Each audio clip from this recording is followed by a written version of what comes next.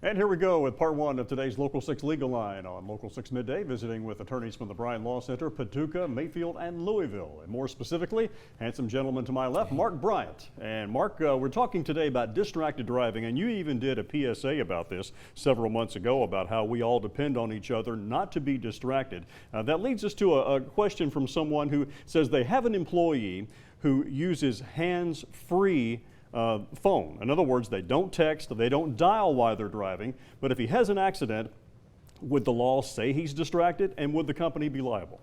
Well, of course, the first thing is it depends on whether he's on the phone or not. If he was on the phone, there's no law against using a phone like that unless you're under age 18. And so I don't see that that's a potential problem, but be sure you got plenty of insurance, because if he has a wreck and it's his fault, they're going to be looking at your company regardless. So, you know, that's the best advice I could give you. But the telephone, you know, we all should not use the phone. And it is not difficult to prove somebody is on the phone, so that could make it an issue, but it's not a crime. Now, if he's using the phone, you know, holding it up to his ear or texting or something, that's totally different. But no, I wouldn't be concerned about that, as long as you got plenty of insurance. Next question comes from someone who says, I have an elderly family member who was severely injured in a car accident and they can no longer communicate, can't speak or communicate whatsoever. How do we file a claim for her against the other driver who ran the red light when she can't communicate? Well, that is not going to be as difficult as you might think that it is, but I would suggest, though, that you get on the phone and hire a lawyer immediately, because a case like that is a very, the case is worth a substantial amount of money because of the damages that woman has as a result of the accident. I mean, she can't talk, she can't, you know, all the kind of things that you discussed, but you've only got 2 years to file a cause of action or file a lawsuit in this case.